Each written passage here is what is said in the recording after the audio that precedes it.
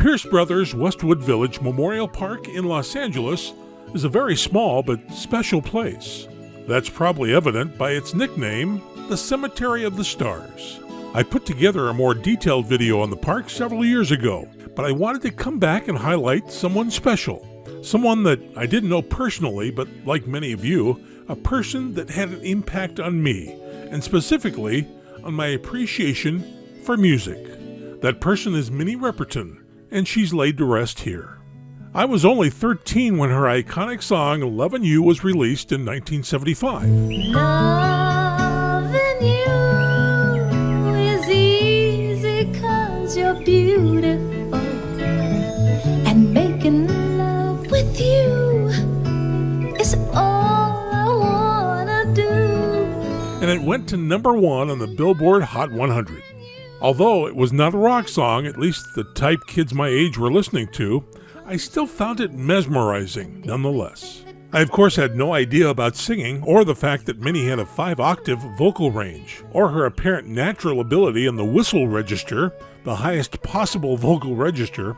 All I knew is it was a very cool song, and I immediately went out and bought the record.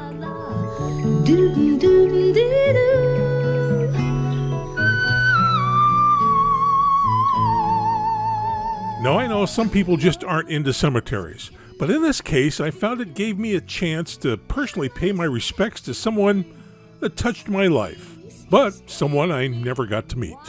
And it also gives me a chance to share some of the details that I found about her story. A story that I found as fascinating as the song I fell in love with. She died in the arms of her husband, Richard Rudolph, at Cedars-Sinai Medical Center, which is about 4 miles from Pierce Brothers. Minnie left behind 2 small children. More about them in just a moment.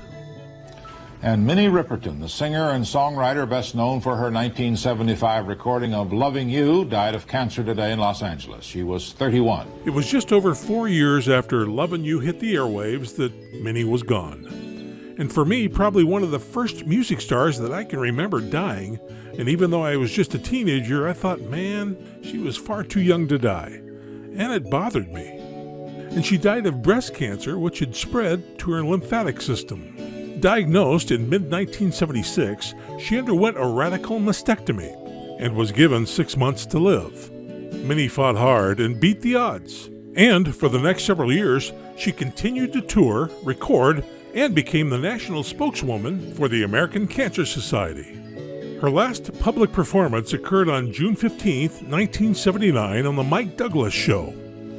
Well, when I sing them, you'll know what they are. All right. Okay. They're kind of funny. Dial makes your whole body smile. Take a I can't do it. I mean, when Dial makes her laugh out loud, too. Dial makes your whole body smile. And when you what? Take a what? I forgot something of this dial power. Take a break in a dial shower. Things like. And you did one for a candy, remember that? Candy bar? Do a little of that. Butterfinger. It's the bar with the golden crunch. I can't do it now. Less than 1 month later, she was gone. Minnie was born and raised on the south side of Chicago, the youngest of 8. She embraced the arts early in school and actually received operatic training and was committed to a career in opera. However, she was slowly becoming interested in R&B. By 15, she was singing with an all-girl group called the Gems. Eventually, the girls became known as Studio 3, and they'd have success singing backup for Fontella Bass on Rescue Me. Come on and rescue me. Come on, baby, and rescue me. Come on, baby, and rescue me. In 1966, she joined the Rotary Connection and would meet Richard Rudolph, a songwriter and producer. They fell in love and would marry in 1969 and have a son, Mark. At the time, biracial marriages were often frowned upon, but Richard would say their love had no color, and they would go on and conquer all the obstacles. In 1970, Minnie's first solo album debuted, Come to My Garden. It was produced by one of her Rotary Connection bandmates, Charles Stepney. Stepney co-wrote several of the songs for the album with her husband, Richard Rudolph. In 1972, Minnie gave birth to their daughter and well-known actress and comedian, Maya Rudolph. That's my little girl screaming in the background. She wants to sing. Maya is a completely unique individual, but she does some things that remind me of her sometimes, that's for sure. 1, 2, 1, 2. My mother says you pick the one I love. If I make a fun of it, in many minor road. And I think the more I grow into the person that I am becoming, I think the more it's kind of obvious that she's very much alive in me. After that, Minnie took a break and focused on raising her children with Richard in Gainesville, Florida. Little did she know she was being pursued by a very persistent intern from Epic Records. He had heard an old demo tape of her singing and made it his goal to get her signed to the label. He found her, and the rest is history. The family packed up and moved to Los Angeles. One of her first gigs was singing background vocals for some guy named Stevie Wonder. Love is so amazing. Yes, you will be staying. She would end up recording and going on tour with him. And when it became time for Minnie to record her own album, there was only one person she wanted to produce it. It was Stevie. He agreed to co-produce Minnie's 1974 album, Perfect Angel, for Epic Records with her husband, Richard. Now, because of his relationship with Motown, Stevie used a pseudonym for the album. El Toro Negro was the name, and the production company, Scarboo. And Stevie's band, Wonder Love, played on the album. By the end of the recording session, they had 8 songs, but Stevie wanted one more. So he asked the two for their most embarrassing song. And Minnie admitted that they had a lullaby of sorts that they would sing Maya to put her to sleep so they could have some adult time. That sounded perfect. The song? Lovin' You. Richard actually began composing it in 1971 when the two lived in Chicago. They moved to Florida and continued working on it and developed the final melody and lyrics after Maya was born. I didn't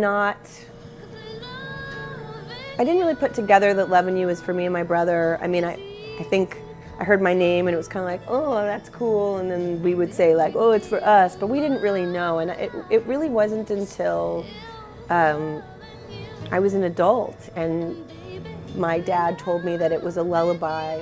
So the last track on the album was to be Lovin' You. They brought Maya to the recording studio with them. And Mom just had to add her daughter's name to the end of the song. Ooh, I'm more in love with you. Maya, Maya, Maya, Maya, Maya, Maya, Maya. Stevie Wonder played piano, and Richard played acoustic guitar for the track.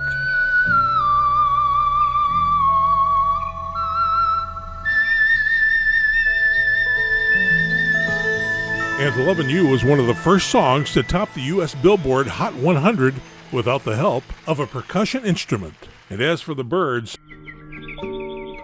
Minnie said that the bird chirping was accidentally recorded for the demo take.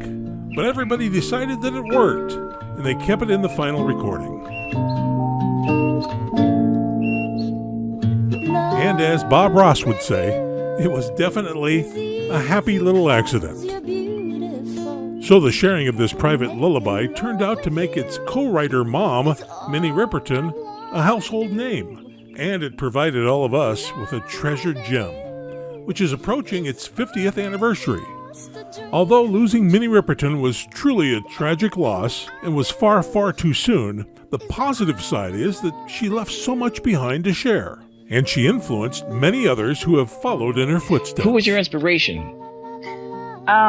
Well, I was inspired by a lot of great singers. Minnie Riperton with that register, she used to sing in that register.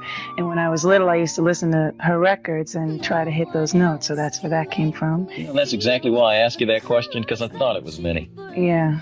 So if you're a fan and visiting LA, stop by Pierce Brothers Westwood Village and give a nod to Minnie. But if that's not your thing, that's okay, because Minnie is always just a click away. Has made my life so beautiful, and every day of my life is filled with love and you.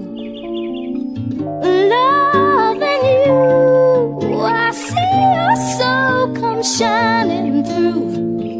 And every time that we, ooh, I'm more in love with you. La, la, la, la.